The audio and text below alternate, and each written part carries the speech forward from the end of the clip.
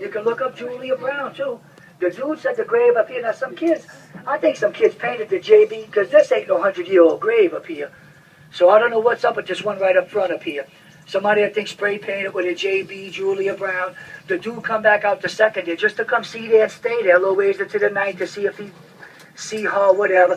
Old lady Julia Brown was known to be a treader and a treater and a healer from years ago. That was very popular, common practice back then. Now they call her the voodoo lady Julia Brown. You know, they've added some story to her outline and all.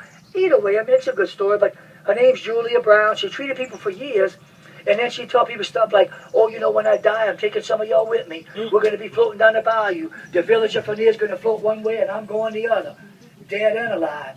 Some pretty creepy stuff she said for years to a lot of people. She dies, the next day and night the storm come through and wiped almost all of them out, just like she said.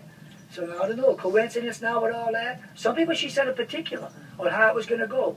From 5 years earlier, who makes it, who don't, who's in the tree, who swims to the train tracks. She tells one guy, she said, you swim for the horn, sonny boy, because that's how you're going to make it. When you hear the sound of that whistle, you swim for it.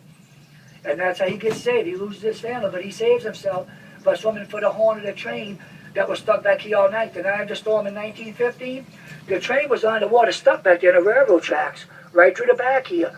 All night long, the conductor keeps the train running all night, blows the horn all night long. He rescues 22 people that night of the storm in 1915. And that guy that she told that from years earlier, that's one of the ones that he rescues. So I don't know, pretty creepy stuff, coincidence, I guess, yeah, right.